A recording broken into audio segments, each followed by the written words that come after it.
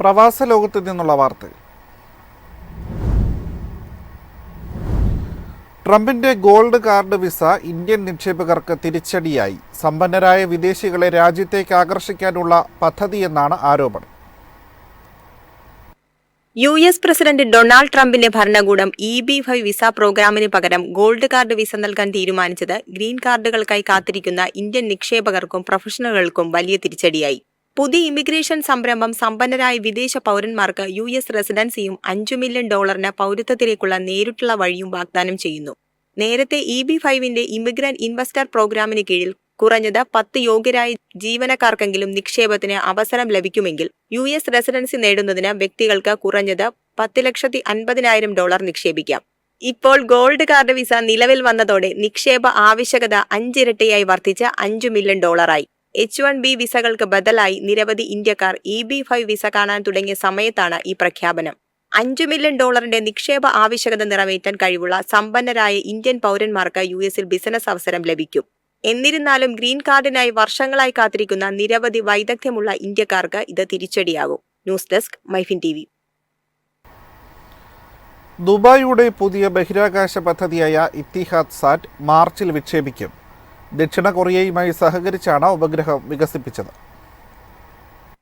ബഹിരാകാശ രംഗത്ത് പുതിയ മുന്നേറ്റം നടത്തിയിരിക്കുകയാണ് ദുബായ്. ദുബായിയുടെ പുതിയ ബഹിരാകാശ പദ്ധതിയായ ഇത്തിഹാദ് സാറ്റ് മാർച്ചിൽ വിക്ഷേപിക്കുമെന്ന് ദുബായ് കിരീടാവകാശിയും UAE ഉപപ്രധാനമന്ത്രിയും പ്രതിരോധ മന്ത്രിയുമായ ഷെയ്ഖ് ഹംദാൻ ബിൻ മുഹമ്മദ് അറിയിച്ചു. സാറ്റലൈറ്റിന്റെ നിർമ്മാണം ഇതിനകം പൂർത്തിയായിട്ടുണ്ട്. മുഹമ്മദ് ബിൻ റാഷിദ് സ്പേസ് സെന്ററും ദക്ഷിണ കൊറിയയുടെ സാട്രക് ഇനിഷ്യേറ്റീവും തമ്മിലുള്ള തന്ത്രപരമായ പങ്കാളിത്തത്തിലൂടെയാണ് നൂതന സിന്തറ്റിക് അപ്പർച്ചർ റഡാർ ഉപഗ്രഹം വികസിപ്പിച്ചെടുത്തത്. കാലാവസ്ഥാ പ്രവചനങ്ങൾക്കാവശ്യമായ മികച്ച ചിത്രങ്ങൾ പകർത്താൻ ശേഷിയുള്ളതാണ് ഇമേജിംഗ് മേഖലയിലെ ഏറ്റവും പുതിയ സാങ്കേതിക വിദ്യകൾ അടങ്ങിയ ഈ ഉപഗ്രഹം. ഇതുവഴി കാലാവസ്ഥാ പ്രവചനം കൂടുതൽ കൃത്യവും കാര്യക്ഷമവുമാക്കാൻ സാധിക്കുമെന്ന് അധികൃതർ അറിയിച്ചു. ഏത് കാലാവസ്ഥയിലും മികച്ച റെസല്യൂഷനോട് കൂടിയ ചിത്രങ്ങൾ എടുക്കാൻ കഴിയുമെന്നതാണ് ഇത്തിഹാദ് സാറ്റിന്റെ ഏറ്റവും വലിയ സവിശേഷത. News desk MyFin TV. Dubai metro സ്റ്റേഷനുകളിലെ ടിക്കറ്റ് വെൻഡിംഗ് മെഷീനുകൾ വഴി നോൾ കാർഡ് റീചാർജിനുള്ള കുറഞ്ഞ തുക 20 ദിർഹമാക്കുന്നു. മാറ്റം നിലവിൽ വരുന്നത് മാർച്ച് 1 മുതൽ. നിലവിൽ യാത്രക്കാർക്ക് 5 ദിർഹം മുതൽ റീചാർജ് ചെയ്യാൻ വെൻഡിംഗ് മെഷീനുകൾ സൗകര്യമുണ്ടായിരുന്നു. നോൾ കാർഡുകളിലെ മിനിമം ടോപ്പപ്പ് നിരക്ക് വിവിധ കേന്ദ്രങ്ങളിൽ വ്യത്യസ്തമാണ്. നഗരത്തിലെ പൊതുഗതാഗതം ഉപയോഗിക്കാൻ നോൾ കാർഡിൽ മിനിമം 7.5 ദിർഹമാണ് വേണ്ടത്. മെട്രോ യാത്രക്കാർക്ക് 4 തരം നോൾ കാർഡുകൾ ലഭിക്കും. Silver, gold, personal, red ticket, pass എന്നിവയാണത്. ഗതാഗതത്തിന് പുറമെ വിവിധ സേവനങ്ങൾക്കും നോൾ കാർഡ് ഉപയോഗിക്കാം. News desk MyFin TV. റംസാന് മുന്നോടിയായി UAE-യിൽ 1295 തടവുകാർക്ക് മോചനം. ശിക്ഷയുടെ ഭാഗമായി തടവുകാർക്ക് ലഭിക്കുന്ന പിഴയടക്കമുള്ള സാമ്പത്തിക ബാധ്യതകൾ പരിഹരിക്കുമെന്നും സർക്കാർ. UAE president Sheikh Mohammed bin Zayed Al നഹ്യാനാണ് മോചനം നൽകിക്കൊണ്ടുള്ള ഉത്തരവ് പുറപ്പെടുവിച്ചത്. ശിക്ഷയുടെ ഭാഗമായി തടവുകാർക്ക് ലഭിക്കുന്ന പിഴയടക്കമുള്ള സാമ്പത്തിക ബാധ്യതകൾ പരിഹരിക്കുമെന്നും ഉത്തരവിൽ പറയുന്നു.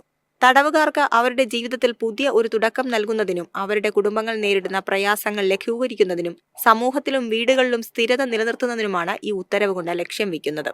എല്ലാ വർഷവും റംസാന് മുന്നോടിയായി നിരവധി തടവുകാരെ മോചിപ്പിക്കാറുണ്ട്. കഴിഞ്ഞ വർഷം 735 തടവുകാർക്കാണ് മോചനം ലഭിച്ചത്. News desk MyFin TV.